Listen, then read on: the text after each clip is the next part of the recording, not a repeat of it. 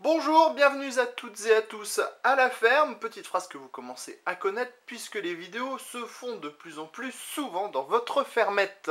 Aujourd'hui, la vidéo porte sur un ordinateur portable, chose qui devrait devenir aussi de plus en plus constante à la ferme, mais plus soit sur des modèles gamers plutôt haut de gamme ou des modèles d'entrée de gamme comme ce G72 d'HP que nous allons vous présenter aujourd'hui. Un portable qu'on trouve, selon les promos, entre 400 et 469 € environ, qui embarque un processeur Intel Pentium P6100 à 2 GHz, 3 Go de mémoire, 320 Go de disque dur, une dalle 17,3 pouces en 1600 par 1900, et bien sûr un clavier avec pavé numérique puisqu'on est sur du 17 pouces. Le dessus, on a le droit à un revêtement assez spécifique qui imite un petit peu le Vichy et qui normalement devrait beaucoup plaire à madame, même si la machine reste relativement noire. Ici, on a le logo de la marque qui ne s'éclairera pas, bien sûr, une fois que la machine sera allumée. À l'avant, pas grand chose, hein, on le constate, pas de connectique, pas de diode.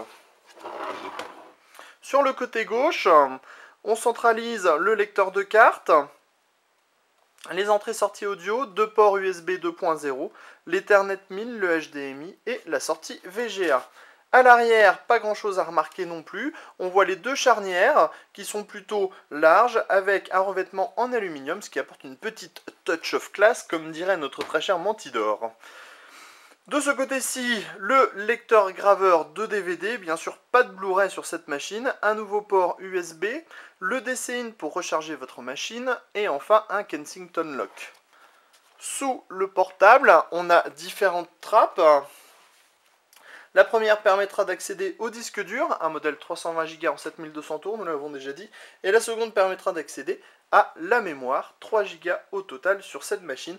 Enfin ici on a une petite batterie, une 6 cellules, et on verra si celle-là est capable d'offrir une bonne autonomie dans notre article. On a également des petits pieds en caoutchouc pour éviter que la machine dérape, qui sont plutôt très bien intégrés.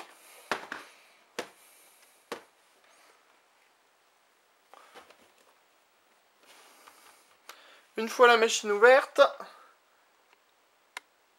on voit d'abord dans un premier temps la dalle en 17,3 pouces avec sa petite webcam, une dalle à la finition Bright qui affiche une résolution de 1600 par 1900, pas de Full HD donc. Plus en avant on trouve tout ce qui est périphérique de saisie avec le touchpad qui est dissimulé dans le palmrest, donc c'est plutôt sympathique au niveau de la finition et quand même très efficace avec les ascenseurs et les clics gauche et droite qui ne sont pas désagréables.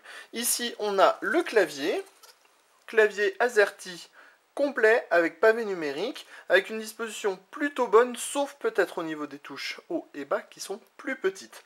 Par contre, pas de touche d'accès rapide, mais des haut-parleurs qui ont été designés avec Altec Lensing. Et enfin, le petit Power On qui s'illumine en blanc, donc c'est plutôt sympa avec une machine noire, qui vous permettra donc de démarrer. Alors, on voit tout de suite que le bruit au démarrage est assez costaud, mais on vous rassure tout de suite, c'est juste le temps de démarrer. Une fois sous Windows, la machine devient très silencieuse.